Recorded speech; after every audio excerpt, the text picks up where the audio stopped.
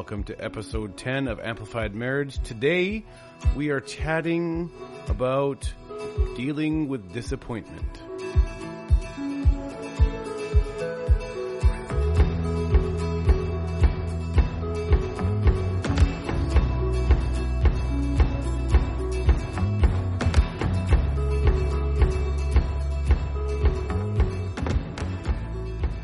Welcome to episode 10 of Amplified Marriage. Today, we are chatting about dealing with disappointment.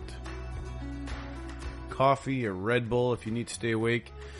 Today, we're actually going to be chatting about dealing with disappointment. I'm a pastor, and we both work in ministry. In the last few months, something that we've noticed on a bit of a trend is that there's been a lot of disappointment. And there's something that I read when I was just preparing for this, and it says, don't let today's disappointments cast a shadow on tomorrow's dreams.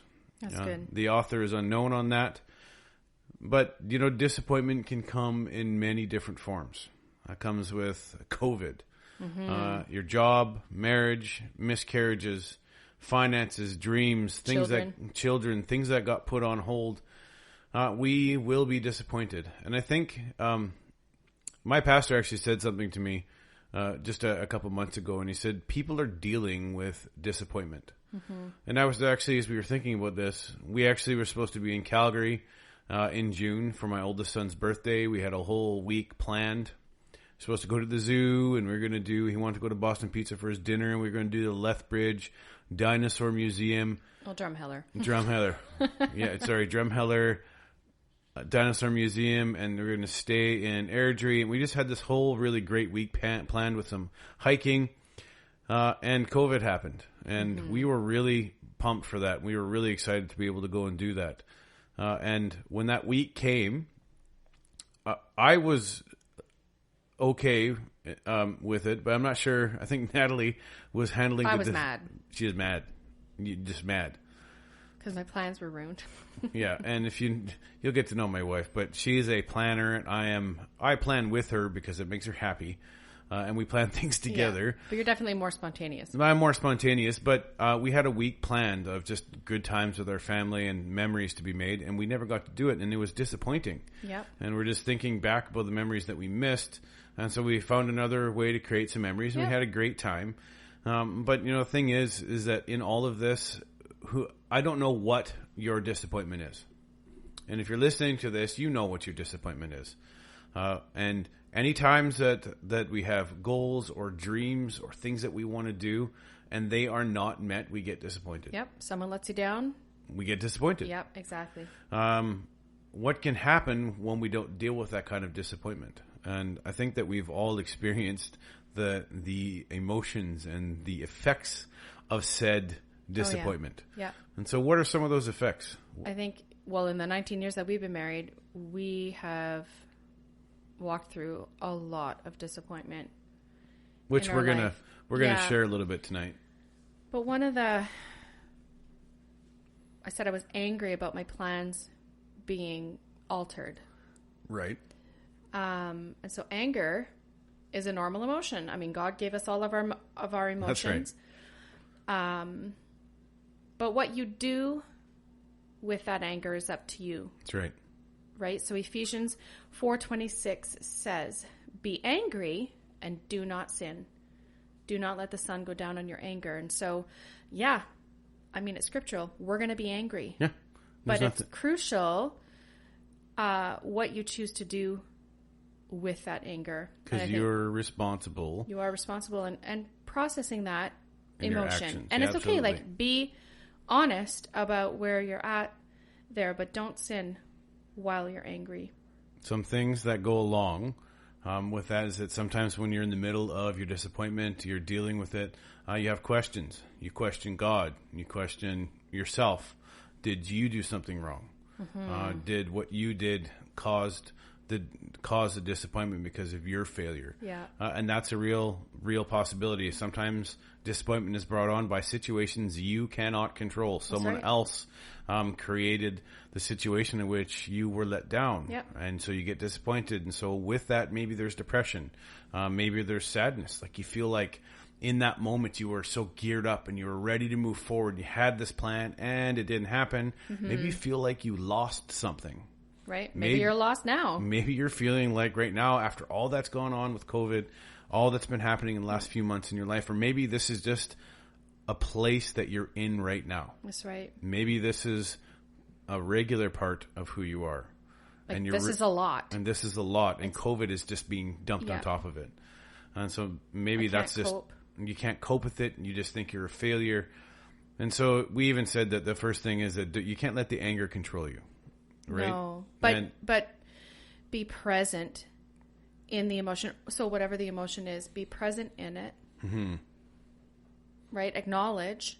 Absolutely. Don't just slough it under the rug and just be like, well, I have to be happy about every situation. Well, that's just not reality. Yeah. To be happy in every situation. I mean, can we find joy in the midst of a circumstance? Yes. Mm-hmm.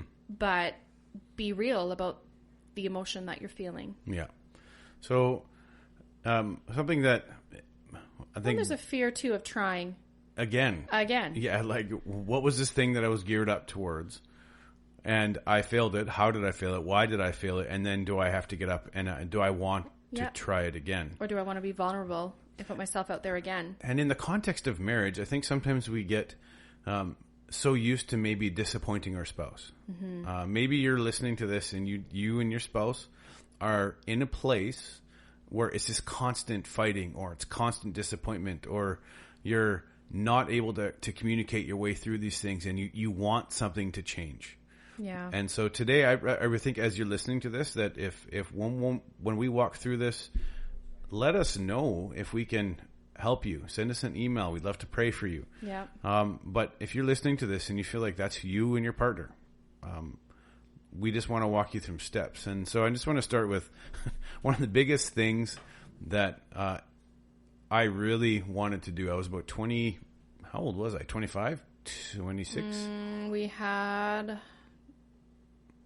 2 kids, I think, at that time. So 2 kids. I was trying out for the RCMP, Calgary Police, actually.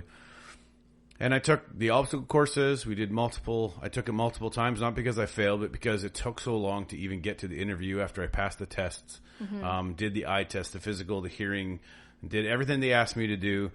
And I took the written test the first time, and 60 or 70% of people fail unless you're already an officer from another country, or you're moving from the RCMP to the Calgary Police.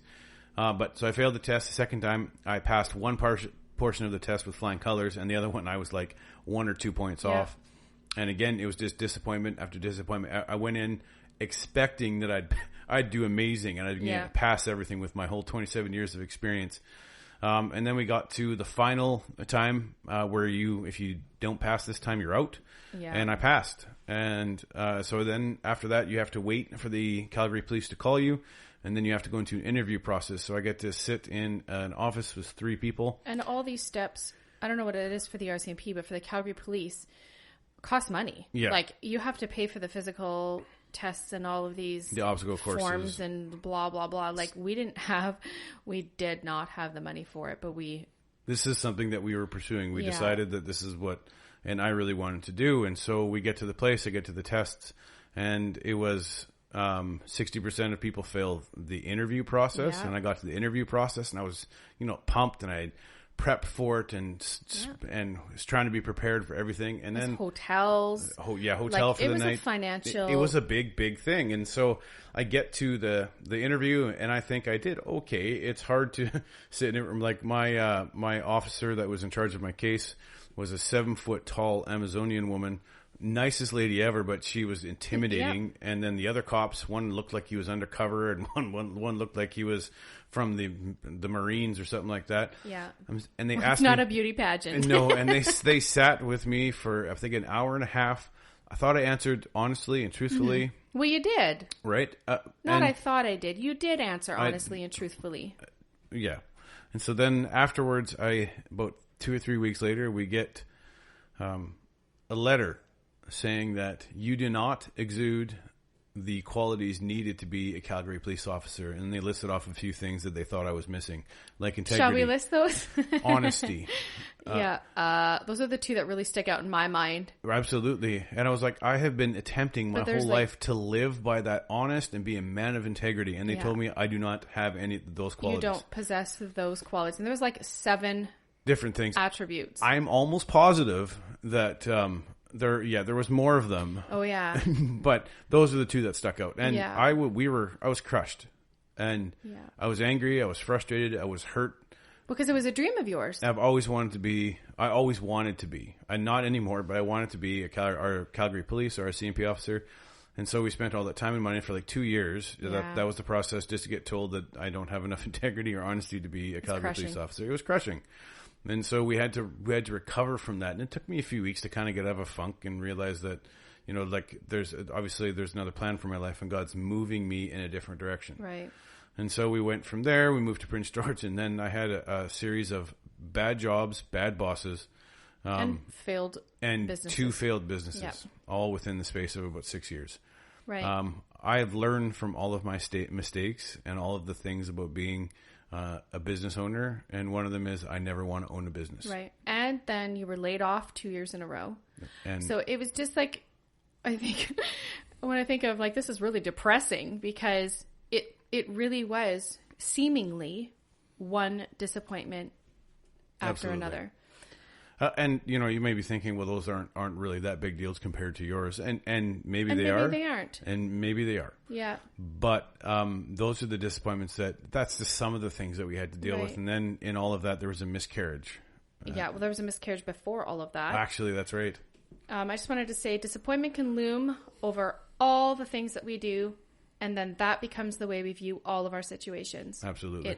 It can affect our decision making, how I choose to treat my spouse, and how I relate to my kids. That's right. So, or your friends, or your job.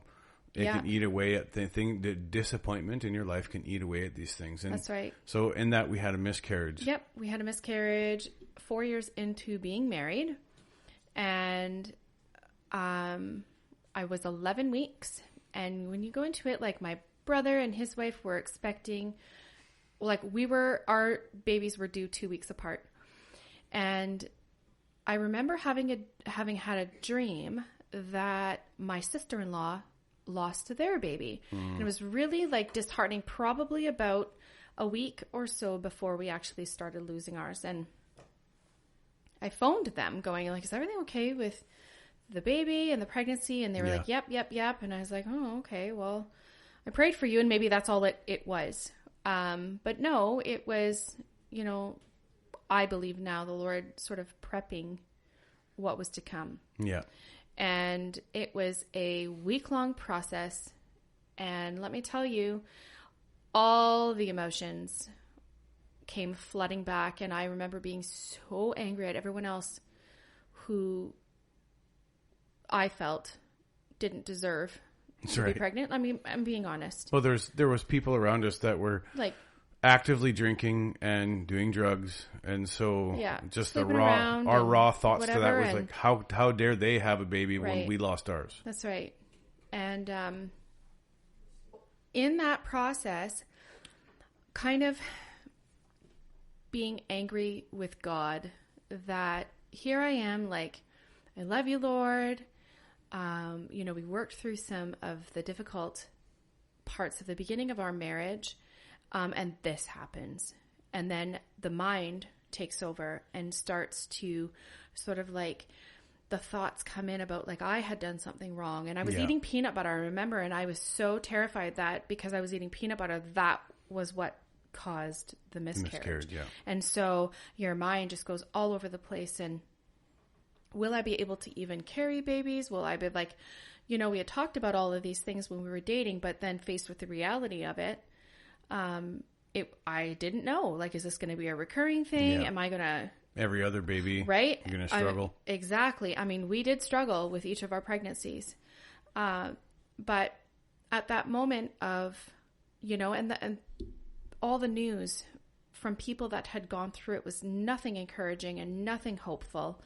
And I'm like, listen, if this ends the way that it's going to end, meaning we lose the baby, then I will have positioned myself to stand on hope upon hope upon hope, because right. God has the final say. And if he could raise Jesus from the dead 3 days later, and he could raise Lazarus from the dead, this was not above anything that he could do. And so I stood on that, even though deep in my heart I knew this was going to end poorly. And how the Lord had met me in that place of brokenness. He comforted, and the scriptures that just came flooding back, and the songs that, I mean, it was incredible. The experience of tragedy, but in the midst, positioning myself to just be present in that. I felt all the emotions. I kind of ran with all the emotions, and I let myself just be, because I had to grieve. Yeah. And, there's no remedy there's no formula for grieving. I mean, I'm thankful now, being, we have our other children or whatever. I'm thankful that for my situation, it wasn't any later than that. I think it would have been worse if we were farther along in our pregnancy than the 11-week mark, but still it was still devastating. And even after we had the other kids, when we finally were able to have like a live baby, they marked on the information thing of the hospital when they register, they marked that I had an abortion. And I was rose so up ticked in the off, hospital, and it bugged me. And I waited till I was done, and I'm like, I beg your pardon, but I did not have an abortion. And it kind of like flooded back all of those feelings of like, don't make it less than it was. Yeah. Right. And so I had to like process all of that, and that to say that whatever you're going through, and I'm like really shortening that whole experience because that could be a whole podcast in and of itself, just dealing with losing a child.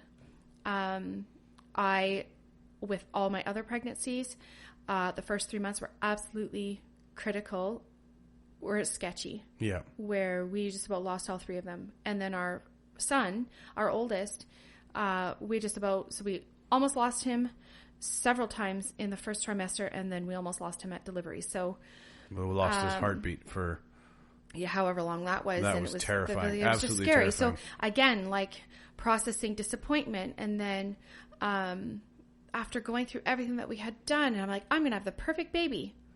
And then he was colicky. And then I was like, what in the world kind of a gift is this? Right. And you go through that because you don't ever think, hey, like there might be a situation where he's needing extra care or whatever. Yeah. And it didn't seem to end. Yeah.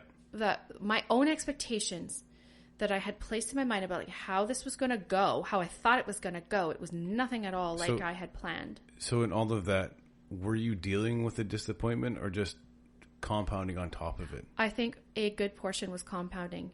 And I think that like from the day that we lost, the actual day, July 20th, I was pregnant 6 weeks later. So that's not a lot of time to grieve what was and what could have been, and all of those thoughts that you think, to now focusing on this new life. So then after we lost the baby and we got pregnant 6 weeks later. Yeah. Which isn't much time. That's not a lot of time, like in hindsight. No, we get pregnant really fast.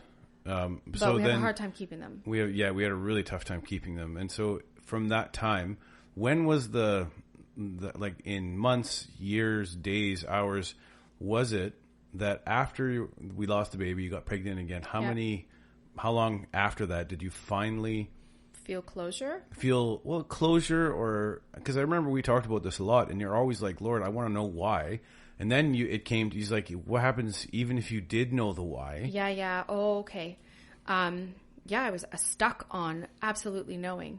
And then, it was probably, I don't know, a month after that he kind of impressed upon my heart that even if you did know the why behind why that happened, would it hurt any less?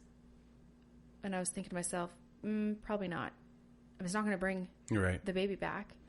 So... But then from that point... so there's like that whole disappointment. And then you carry the baby and then, you know, all the birth plan, that ridiculous birth plan. And then I ended up with emergency C-sections. And so then you're grieving that whole... I felt like I was robbed of you lost a delivery. I felt like I lost something. And it was just that whole childbearing experience with all three of our babies was just not at all what I expected. And that took years to come to terms with. Yeah. And so how, like, and this isn't like it's a hard, fast rule for everyone that's ever gonna... this is our journey. Yeah. And so it took us a long time that even though I remember saying, I understand that even if I did know why we lost our son. Yeah. Even though I did know, it didn't make it any better, but it was like 4 or 5 years later that it finally, you had this moment, you're listening to music, I don't know what it was an old hymn or something like that, and it finally, you just felt like the door just closed. It was a Mercy Me song. That's right. I think it was Homesick. I think that was the name of the song from Mercy Me. The Undone album, yeah.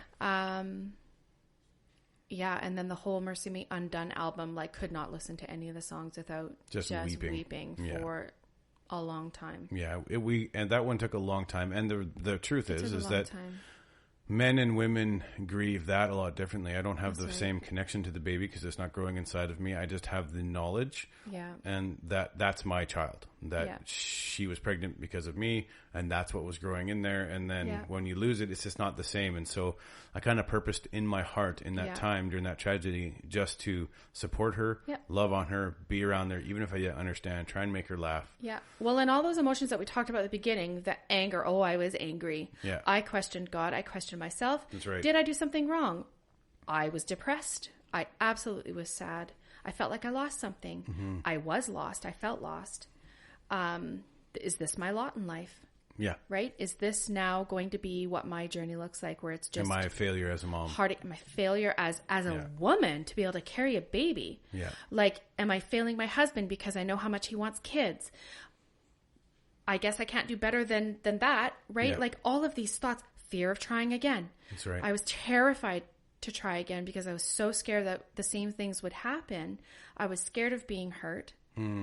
Fear of the unknown. Having another one, losing another one. And not being in control. That's right. Right? And so, like, I felt it was a whole myriad of emotions. I felt it all. I was present in it. Some of it, I just kind of swept under the rug, thinking that I had, obviously, you know, I dealt with it until later on. And I think I really fully didn't come to closure with the whole entire situation until, and like, yes, I had come to terms with losing the baby, but it was like the disappointment of C-sections and this and that and the other. It wasn't until I was able to witness the birth of my nephew.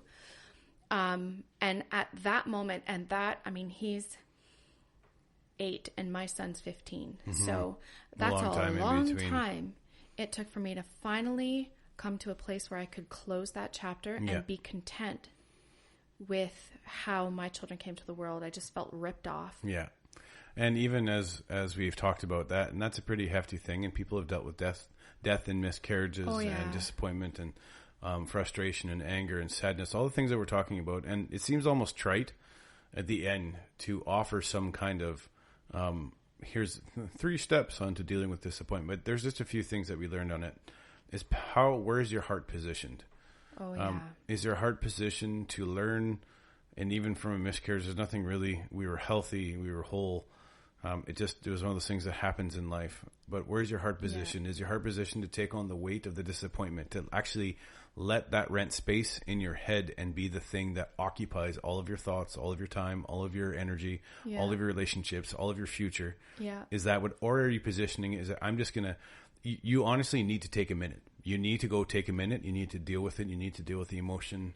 However you're processing that is important. That's you deal with it. Don't shove it down. Don't eat it. Don't do the normal guy thing. If you're a guy listening to this, don't just stuff it all the way down. Yeah. Deal with it. But you have to position your heart in a way to say, okay, God, I want to be able to handle this. Help me walk through this. That's right. And what could possibly pull you apart in our situation, we chose to press in and draw closer to each other and closer to God, because Absolutely. in our own strength, like, there's no way that we could have walked through. And those are just like a few examples of the disappointments that we've walked through in our life. But I was just going to say, in regards to your failed businesses and stuff like that, it was embarrassing. I remember you feeling like you were so low, and you felt like such a failure as a man to be able to provide for your family, and how, you know, you had a dream about owning your own business. Mm-hmm. Same thing with the dream of being a police officer. Yeah. And I remember it was so difficult to come underneath that. And all of those things taught us how to position ourselves correctly. Because when we lost the baby in particular, that drew us closer to each other. So our hearts were positioned to help each other and to grow closer to God. Losing the businesses and having such, one was a really rough partner to work with. The other one was my brother, and we did fine. We wanted to preserve our relationship over owning a business together. That's right. And I actually really enjoyed working with him. He's a great plumber, but it was one of those things, you learn from your mistakes and you move on. All of those things prepped me for the next thing that God had prepared for me in my life. Absolutely. And one thing that we learned that was not just how is my heart positioned, but also, am I actually sitting in the negative thoughts, the things that are around me? And we read this from Dr. Monte Drenner. He says, like any other emotion, disappointment has a spectrum. Sometimes the secret to dealing with disappointment is not to let it grow into stronger emotions like discouragement or depression. He says, the longer I stew in disappointment, the more likely I will allow myself to become discouraged, which is even more difficult to get through. The longer I'm discouraged, the greater the chances of getting depressed. Negativity just breeds more negativity, and then you end up surrounding yourself with people that are negative. That's right. And you have the option to like shut down. Yeah. Absolutely. Right? Like, I remember shutting down, and I'm like, I have to talk about this because I can't go on. And it was like that with all the disappointments that we had mentioned in today's podcast. But we chose to talk it through. Absolutely. And communicate our way through it, and just learn to lean on each other. And that's why I said God. And God. And that's why I said at the beginning, if you're feeling like you and your spouse, or you and your partner, you and your fiance, boyfriend are struggling to work your way through this, there's a way to do that. And that's just to communicate with each other, communicate about where your heart's positioned, communicate with the negativity that you may be feeling. And then one of the other things was learn to put things in the right perspective. Yeah. And you need to take stock of what you did wrong, and do like, yes, that was me, or no, that wasn't. This was outside, or this was me that caused this. But you put things into perspective. And I think one of the first things you got to do is, I think we've mentioned it over and over, is you got to pray.